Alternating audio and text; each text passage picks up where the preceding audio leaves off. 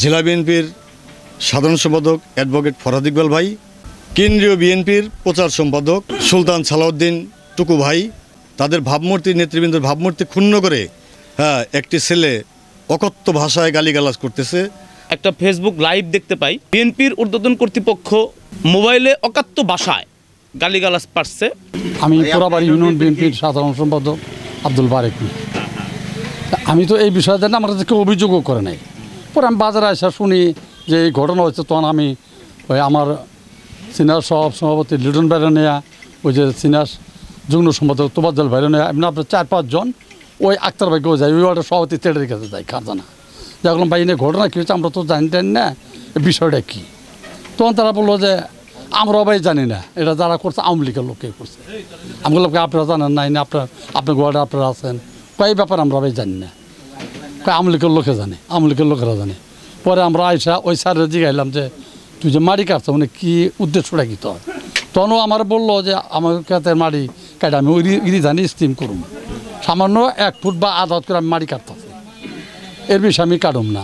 আইসা আমার গাড়ি ভাঙে আর বিএনপির নাম টাম কয়, অমুক নেতার নাম, টুকুর নাম কয়, ফরাদের নাম কয়, আপনার নাম কয়, আমরা তো এটা জানি না। আর কী কারণে যাবে এটা তো আমি বলতে পারবো না, আমার তো বলেই নেই, ফোন দেও তো বলে নেই আমারে যে ভাই আপনি কি মাড়ি কাটান বা আপনি কি এটা জানেন, এরকম ইঙ্গিত ওদের নাই। ঘটনাস্থলতে গেছিলাম আমি বাজারে শুনে যাবি গেছিলাম আমি লোকজন নিয়ে, ওরই পাই না, কিন্তু অন্য লোকের কাছে আমরা যে গেছি, তো ওর সাথেই যোগাযোগ নাই, ফোন নম্বরও নাই। না না, এই ব্যাপার আমি জানি না ভাই, না।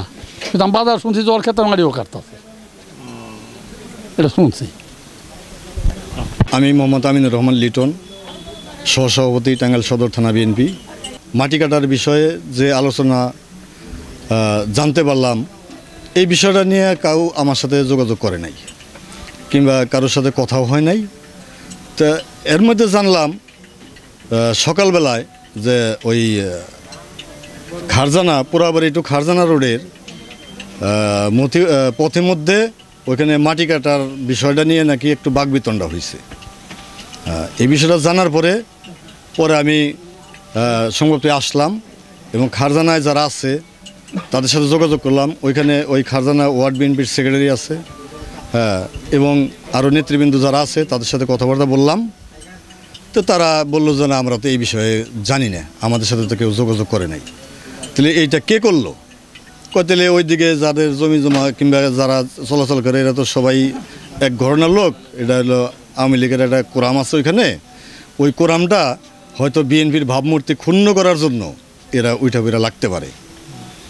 তো তাদের সাথে ওইভাবে আলোচনা করে চলে আসছি। তারপরেই মোবাইলে দেখলাম একটা ফেসবুকে ভাইরাল হয়ে আসছে, সেটা প্রচণ্ড আকারে উত্তপ্ত বিএনপির নেতৃবৃন্দ, জেলা বিএনপির সাধারণ সম্পাদক অ্যাডভোকেট ফরহাদ ইকবাল ভাই, কেন্দ্রীয় বিএনপির প্রচার সম্পাদক সুলতান সালাউদ্দিন টুকু ভাই, তার নাম উচ্চারণ করে এবং বিএনপির কথা বলে কটাক্ষ করে তাদের ভাবমূর্তি, নেতৃবৃন্দের ভাবমূর্তি ক্ষুণ্ণ করে এবং বিএনপির ভাবমূর্তি ক্ষুণ্ণ করে একটি ছেলে অকথ্য ভাষায় গালিগালাজ করতেছে। ওই যে ছেলেটারে গালিগালাজ করতেছে ওই ছেলেটার নাম সম্ভবত জংশের, ওকে গালিগালাজ করতেছে যে তোকে কে পাঠাইছে, তুই বিএনপি করস।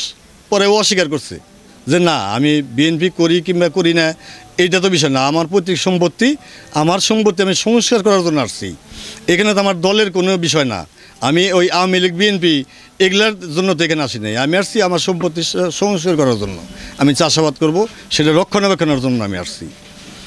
তো তাহলে ফরহাদ ইকবাল পাঠাইছে, টুকু পাঠাইছে, মানে এইরকম অকথ্য ভাষায় কথা বলে দল এবং দলের নেতৃবৃন্দ যারা আছে এবং পোড়াবাড়ি ইউনিয়ন বিএনপির সাধারণ সম্পাদক আব্দুল বারেক তার সম্বন্ধেও মন্তব্য করছে।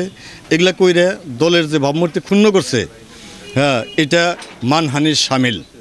লাইভ যে করছে, এটা করার কারণে ওকে জিজ্ঞাসা করছে যে সম্পত্তি কার, তোর সাথে বাকবিতণ্ডা হইল কার, আর তুই বললি কাদের নাম, এখানে বিএনপির কি দোষ, এখানে অ্যাডভোকেট ফরহাদ ইকবালের কি দোষ, এখানে সুলতান সালাউদ্দিন টুকুর কি দোষ, নাকি তাদের বাড়ি টাঙ্গাইল দিকে তাদের দোষ?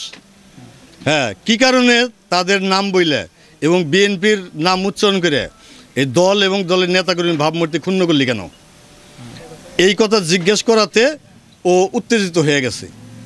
উত্তেজিত হয়ে যাওয়ার এক পর্যায়ে উভয় পক্ষই দস্তাদস্তির এক পর্যায়ে ওই কিল ঘুষি উভয়ের মধ্যেই হয়েছে, এটা জানতে পারছি আর কি। ও ওকে মারছে এইরকম একটা পর্যায়ে হয়েছে আর কি।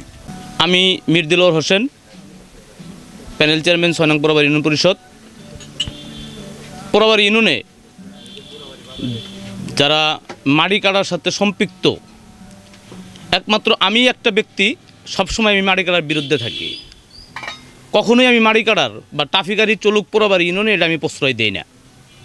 এবং কি আমি আমার চেয়ারম্যানের সাথে একাধিকবার এই বিষয়ে কথা বলছি, ভাই রাষ্ট্রীয় সম্পদ এত কষ্ট করে করা হয়, এইখানে এই টাফিগাড়ি চইলে আমাদের রাস্তাঘাটগুলো নষ্ট হয়ে যায়, বা এই টাফিগাড়ির বিরুদ্ধে ব্যবস্থা নিন। যারা চালায় তাদেরকেও একই কথা আমি সবসময় বলি। কোন জায়গায় কী বা কেরা মাটি কাটতেছে সেটা আমি জানি না, যেহেতু আমার বাড়ি পোড়াবাড়ি ইউনিয়ন হইলেও আমার বাসাটা হইতেছে হলো সন্তোষ রক্ষিত বেলতা। এই সাইড তো মাটি কাটা বা মাটি কি করতেছে না করতেছে এই বিষয়গুলো আমার জানা নাই।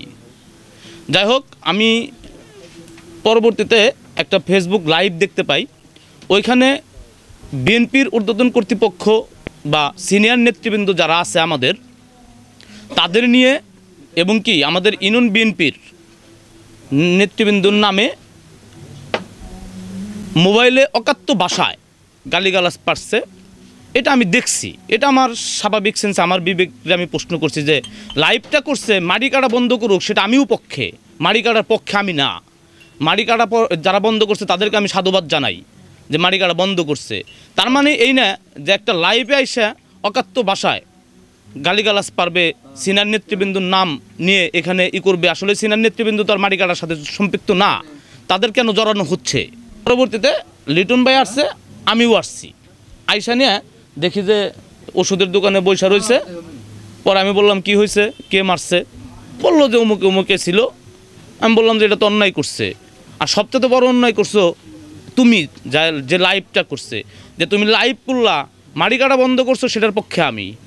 সেটা তুমি আরও ভালো করে বন্ধ করতে পারতা। তো লাইভে তুমি অকাত্য ভাষায় গালিগালাজ পারলা, এটা কি ঠিক করছো? যারা তোমাকে মারছে তাদের বিচার হবো, তোমার বিচারটা হবো যে তুমি সিনিয়র নেতৃবৃন্দর নামে এই জায়গায় ব্যবহার করলা কেন।